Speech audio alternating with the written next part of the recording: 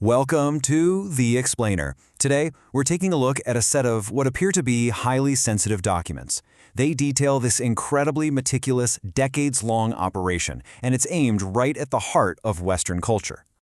So we've gotten our hands on these classified memos, and they outline a pretty serious clandestine operation.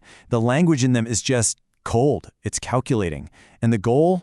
Well, it's to see a foundational pillar of Western civilization totally neutralized, not by force, but by a strategy that is way more subtle. The operation has a code name, of course, Gravedigger, and it's built on a premise that is stunningly simple. See, this isn't about some big attack from the outside. It's about something far more insidious. The core strategy here is actually fascinating. The argument is that the Christian faith was a key architect of the modern world we live in. So the plan is to use the very forces of that modern world, things like individualism, consumerism, secularism, to hollow out the faith from the inside. It's this incredible irony. The creator is basically consumed by its own creation.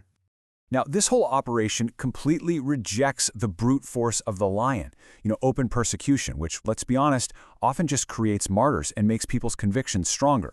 Instead, this playbook champions the cunning of the fox. The goal is subversion. The motto is, if you don't lose, you win.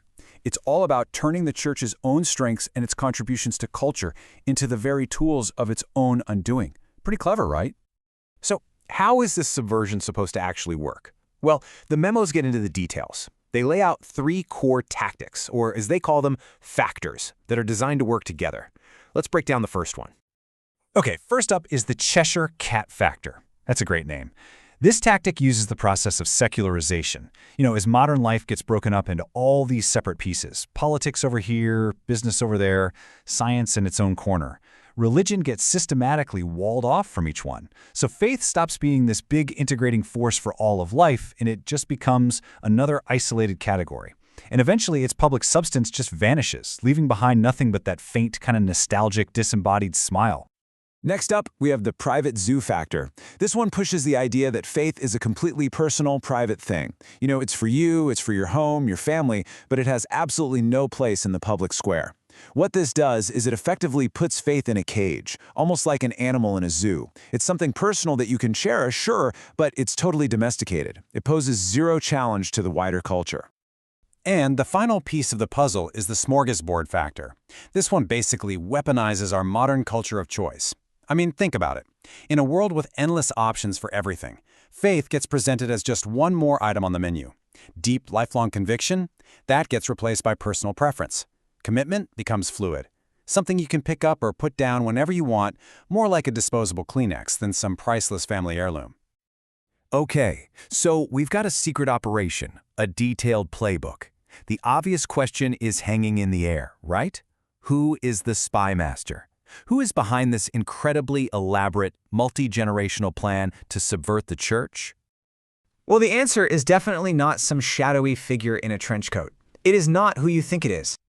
These memos, they weren't intercepted from the KGB during the Cold War or leaked from some server at the CIA. No state intelligence service orchestrated this plan. Here's the truth. These memos aren't actually real. They're a literary device, a really brilliant piece of framing that was crafted to make a complex argument feel urgent and incredibly accessible. The real mastermind is an author and social critic named Os Guinness. He was apparently inspired by the spy thrillers of John le Carre, and he wrote this book, The Gravedigger File, to translate some really dense sociological analysis into a story you could actually get into. His goal was to force believers to see their own culture through the eyes of an adversary, to reveal the water they're swimming in and expose all these cultural blind spots they might otherwise totally miss. So, now that we understand the framework, now that the curtain's been pulled back, what does Guinness argue are the real-world consequences of this cultural captivity? How does the church actually respond to all these pressures of modernity? Well, Guinness argues that the response is basically split into 2 camps, creating 2 very different traps. On one side, you have the conservative response, which is all about defending tradition against modernity. The risk here is that you become a kind of cultural ghetto. You might feel pure, but you're detached and totally irrelevant to the wider world. Then on the other side, you have the liberal response, which is to adapt the faith to modernity, to try and stay relevant. The danger there is that you absorb modern assumptions so uncritically that the faith loses everything that makes it distinct and just becomes an echo of the culture. And he argues that when any faith marries the spirit of the age, whether it's by rejecting it or by uncritically embracing it, it suffers this catastrophic series of 5 specific losses. The whole point is that these losses just hollow out the faith from the inside.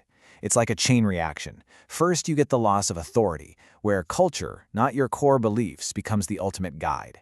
That leads to a loss of community, because you sever your connection to the past and the wider world, all for what's happening right now. And of course, that leads to a loss of stability, because the spirit of the age is always changing, leaving the faith a perpetual widower. Then comes the loss of credibility, because now it offers nothing different from the secular world. And finally, when all of that is stripped away, you get the ultimate loss of identity. But, it's not all doom and gloom. Guinness doesn't just diagnose the problem and leave it there. The book isn't just a warning, it's also meant to be a call to action. It points toward a path of renewal. The way out isn't some new program or a quick 5-step fix. It starts with awareness, really seeing the hidden cultural forces that are at play.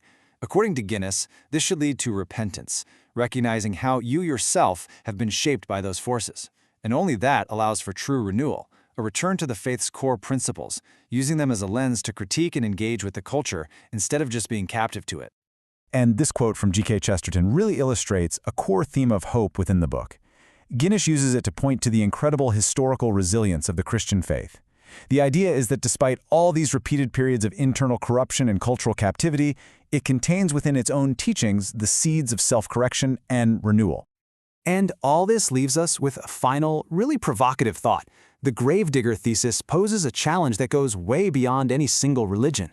Can any powerful idea, any world-shaping movement, any institution at all avoid being subverted by the very culture it helped to bring into being? That's the billion-dollar question at the heart of the Gravedigger File.